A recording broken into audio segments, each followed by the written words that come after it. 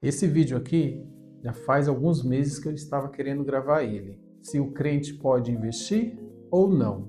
Mas antes disso, se inscreva no canal, dá um joinha, dá um like, que você vai estar me ajudando a crescer esse canal e compartilha para você estar me ajudando também, ok? Vamos pro vídeo? Fala galera, tudo bem com vocês?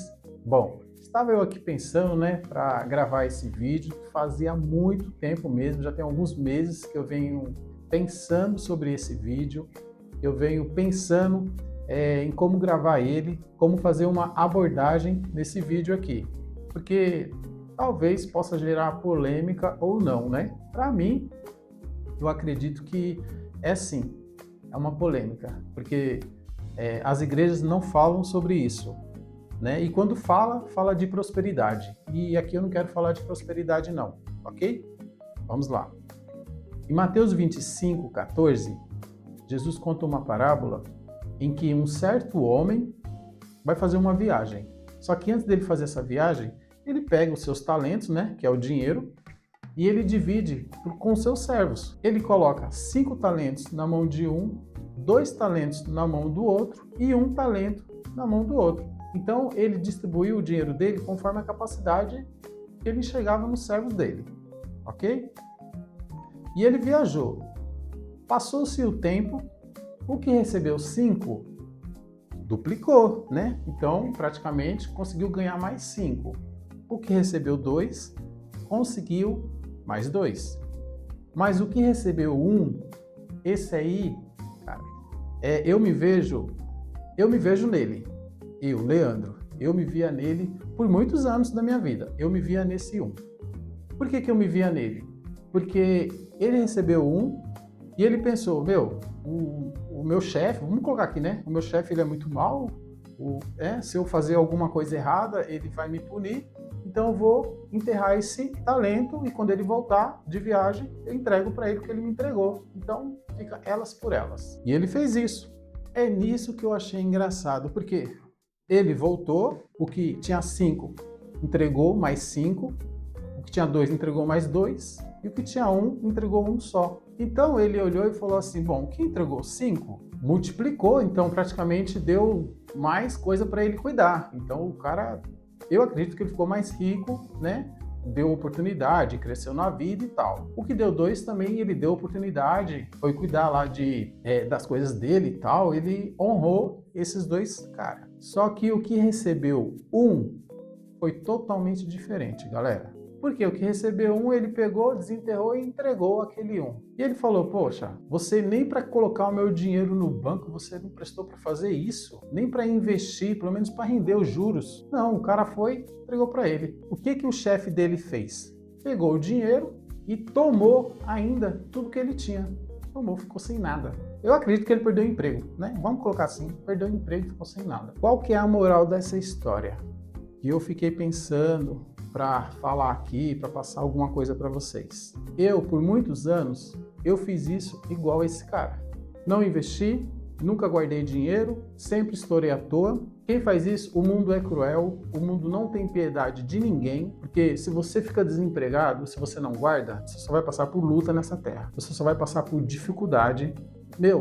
É luta sempre, é provação atrás de provação. Porque você sai de um emprego, passa aí 6 meses recebendo somente o seguro-desemprego e volta a procurar outro emprego desesperado e pega o primeiro trabalho que encontra. Isso se você não tiver nenhuma profissão. E eu me coloquei muito nisso, porque eu nunca tive uma profissão. Eu nunca tive assim algo assim que poderia ser honroso para mim trabalhar, né? Então a gente acaba aceitando de tudo o que vem pela frente. Agora, quando você tem uma profissão, é diferente. Você ganha um pouquinho mais, você sabe o que você está fazendo, às vezes você ama o que você faz. Agora, quem não tem uma profissão, aceita qualquer tipo de trabalho. Esse que é o problema.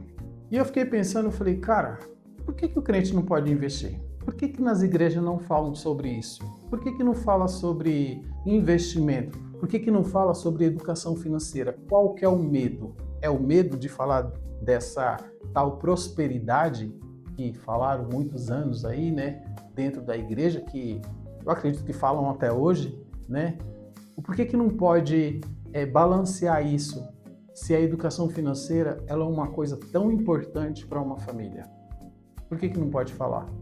Eu fico revoltado, cara. Eu fico revoltado, porque eu sempre fui na igreja e nunca ouvi isso. Eu nunca ouvi falar sobre educação financeira.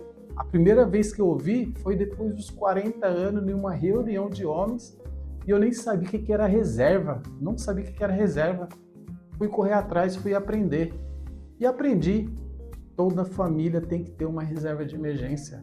Se não tiver uma reserva de emergência,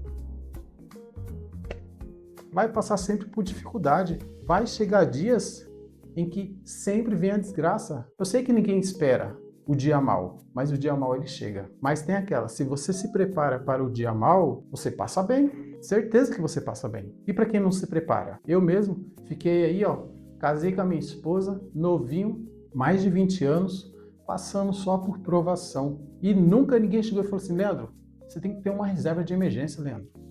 Leandro, você tem que ter uma profissão. Leandro, você tem que guardar, você tem que pensar no seu amanhã. E a Bíblia, ela é tão rica, mas tão rica com isso, que ninguém ensina. Qual o problema de não ensinar isso? Qual o problema de não ter uma abordagem dentro de uma igreja para falar sobre educação financeira? O porquê que é tão difícil falar sobre isso? Só por causa que entrou a prosperidade? E se trocar isso, não falar de prosperidade, mas falar de uma educação financeira familiar, como isso faz bem, como a família ela pode crescer, ela pode prosperar, ela pode, ter uma vida totalmente diferente, mas não. Praticamente a gente sempre tem que passar por luta, por provação, tem que estar no deserto. Até quando ficar no deserto? Não dá para entender. Até quando? Eu não consigo entender isso hoje. Então quer dizer que naquela época, Abraão foi rico, Jacó foi rico, Salomão foi rico. Quando chega na minha vez, eu tenho que ser sempre pobre. Eu tenho que sempre passar por luta. Quer dizer que eu não posso desejar riqueza? Eu não estou falando de amar o dinheiro, mas eu estou falando de deixar minha família bem. Eu não posso fazer isso? Por que não pode ensinar isso? É incrível. Por que não pode falar de educação financeira? Isso é uma coisa tão importante. Tantos casais novos dentro da igreja. Não, tem que passar por luta. Não é ensinado. Ninguém ensina isso. Às vezes eu falo isso aqui porque, tudo bem, eu não tive ninguém para me auxiliar. Eu não tive um pai, não tive uma mãe, não tive ninguém para me auxiliar. Eu tive que aprender sozinho. Só que eu fiquei tanto tempo dentro de igreja, que eu nunca ouvi isso. Nunca ouvi de educação financeira. E a Bíblia fala tanto de dinheiro, fala tanto. Por que não pode ser falado de uma maneira totalmente diferente? Eu entendo que nós não temos que amar o dinheiro. Eu sei disso. Eu tenho que amar a Deus, acima de tudo. Eu sei disso. Por que não pode ser ensinado essas coisas? Não, mas a gente tem que sempre passar por luta. Sempre tem que estar indo lá na sala do pastor. Falar, tô precisando de um emprego, tô precisando de um trabalho. Aí vai na igreja. Não, vamos orar por um trabalho. Vamos fazer isso. Cara, não dá para entender. Eu não consigo entender isso. É meio complicado. Hoje eu vejo que é complicado. Porque quando eu só precisei ouvir uma vez. Reserva. Quando eu vi sobre reserva de emergência, cara, eu falei, eu preciso ter. Toda família precisa ter. Olha só, às vezes eu fico aqui pensando, tudo bem que hoje eu estou investindo, estou guardando uma grana, estou correndo atrás do meu, estou estudando, estou fazendo um monte de coisa. Se Deus me quiser rico, cara, como vai ser bom para mim poder abençoar alguém dentro da igreja ou poder abençoar a igreja. Como vai ser bom? Porque eu vou ter dinheiro.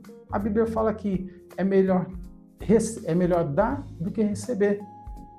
É bem melhor mesmo, cara. É bem melhor. É mais honroso, é mais prazeroso. Não ensina sobre isso. É muito difícil. Não falam sobre isso. Parece que tem medo. Parece que as igrejas têm medo. Esse é o meu pensamento. É o que eu penso. Você pode sim investir. Você pode sim guardar. Eu fui esse cara que sempre enterrei meu dinheiro, sempre passei por dificuldade. E o mundo vem, tira e sem piedade. Se você não tem ninguém, como eu e a minha esposa aqui em casa, é só nós dois, cara. A gente tem que se virar. Porque ninguém vem ajudar, não. Talvez seja a mesma coisa com você, ou talvez você tenha aí sua família que ajuda, graças a Deus. Que bom isso, né? mas é horrível ficar dependendo de alguém. Então, era isso que eu queria falar para vocês, que temos que mudar essa mentalidade. Não estou falando de mentalidade de prosperidade, mas temos que mudar essa mentalidade que nós que somos cristãos, que nós que somos crentes, que vamos na igreja, podemos sim investir, podemos guardar, podemos sim ter uma vida próspera. É tão gostoso pegar sua família, poder ir no restaurante, poder fazer uma viagem, chegar em um domingo, poder ir em um parque com a família.